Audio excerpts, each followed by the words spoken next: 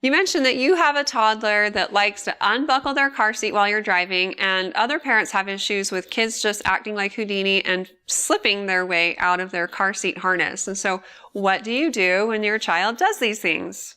The first thing you should do is stop the car, pull over where you're going to be safe, and tell them that you're not going anywhere until they're back in their seat. And you need to make it clear that safety is not up for negotiation. And this may mean that you're sitting there as long as it takes for them to get buckled again, and they might miss a play date in the park, or they might miss seeing their favorite person, or going to a birthday party, or going to the store to get a treat, or whatever it was that you were on your way to do.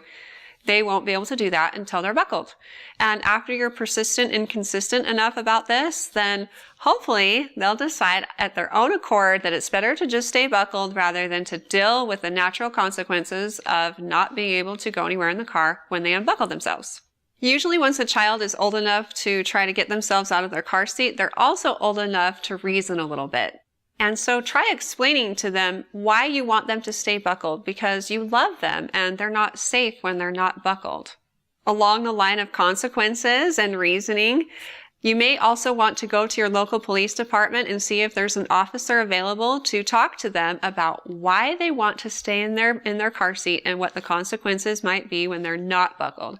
Sometimes this is like a positive scare tactic that will help them stay buckled when you're driving. You can also try positive reinforcement by offering toys in the car that they can only play with while they're buckled, or you can offer them candy after the ride that they've completely stayed buckled for, or a new toy or something. Whatever's going to work for your toddler, try positive reinforcement and see how that goes. Distraction can also go a really long way. So in addition to giving your child a special toy to play with while they're buckled, just keep your car locked and loaded with their favorite songs or maybe their favorite treat. Again, these go along with positive reinforcement and other things that they can keep in their hands so that they're busy playing instead of busy trying to unbuckle their seat. There are actually buckle guards that you can purchase, and they have been effective for a lot of parents. They fit over the buckle portion so that the child can't actually activate the buttons that release the lock. So those are worth a shot if all else fails. My last piece of advice for you is to think about your reaction to your child's behavior.